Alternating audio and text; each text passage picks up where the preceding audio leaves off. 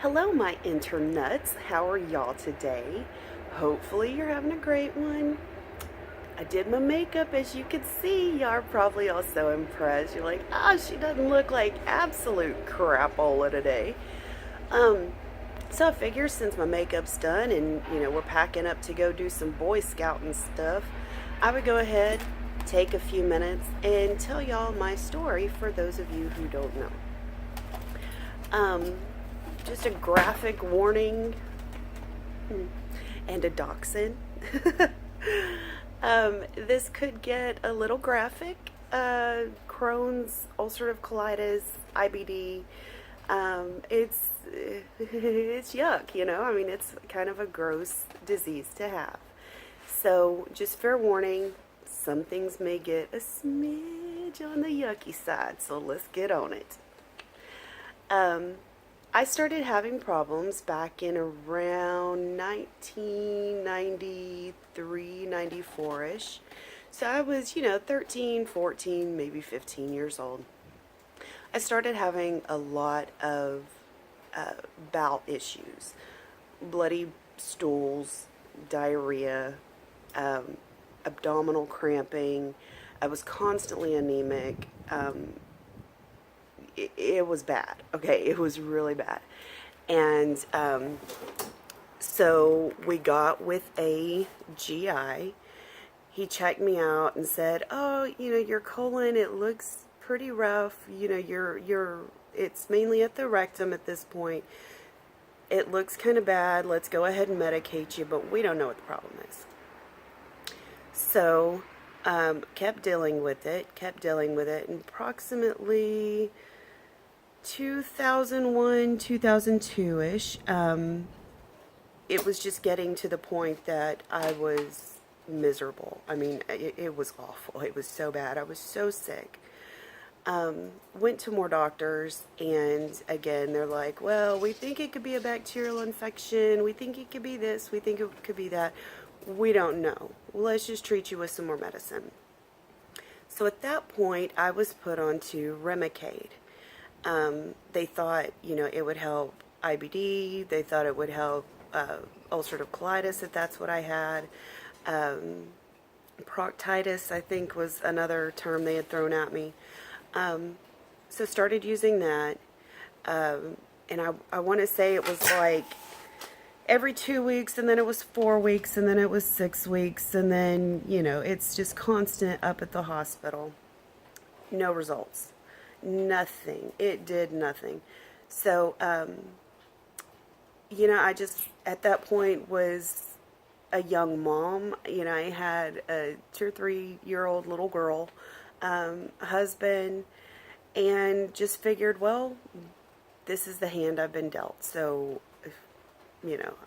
I'm just deal. Well, I started working in 2006 for a doctor's office, and my symptoms were getting really, really bad. So since I had a good working relationship with these people, I trusted their medical opinions. I talked with them. And that's what really got the ball started rolling. Things got moving pretty quick. I got into another GI at a different hospital. He was actually the fellow of the head of the department. So the head of the department was assisting this guy kind of learn the ropes and everything. And I honestly think that was a saving grace, because with him being a doctor in training for this specialty, and he knew how bad things were, how severe I was, how bad things were getting, he did every test he could think of. And the results came back that they thought it was ulcerative colitis. And they did a scope, and my colon was so bad. And this is 2006. So I've been, say a good 12, 13 years I've been dealing with these issues.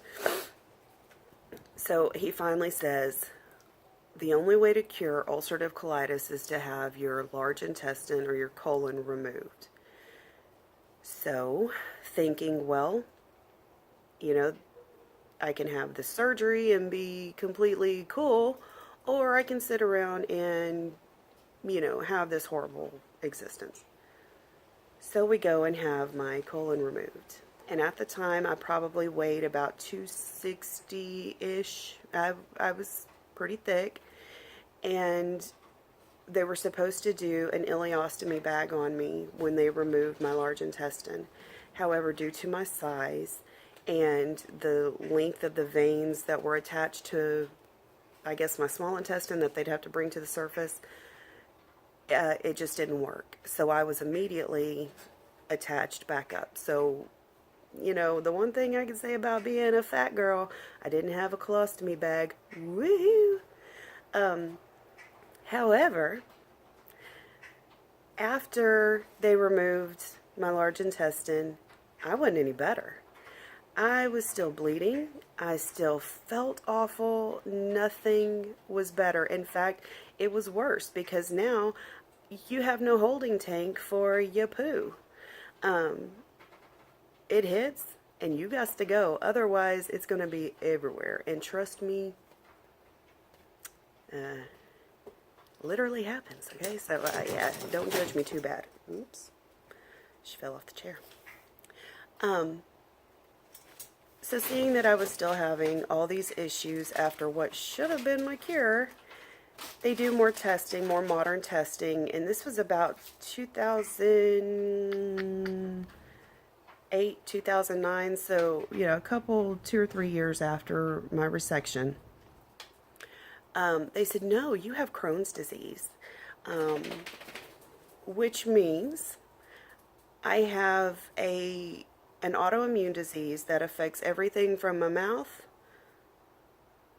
to the down below. You get it. I will get crazy things like fever blisters, and I always attributed it to, it's a cold sore or whatever. No, I found out it's part of Crohn's, and so, I've dealt with that.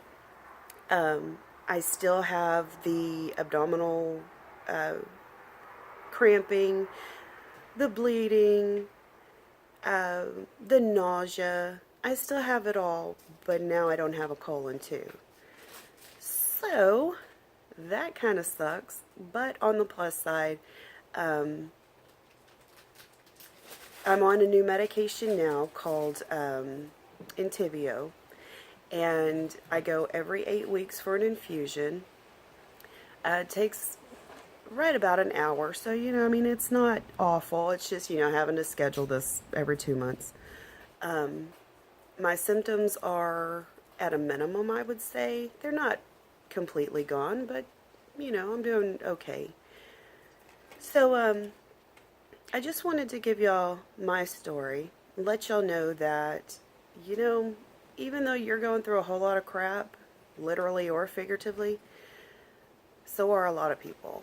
And you just have to find the little nugget of positivity in every situation and try to, live by that instead of the frustration and the anger that you could live with having to deal with a physical or mental ailment, whatever the case may be.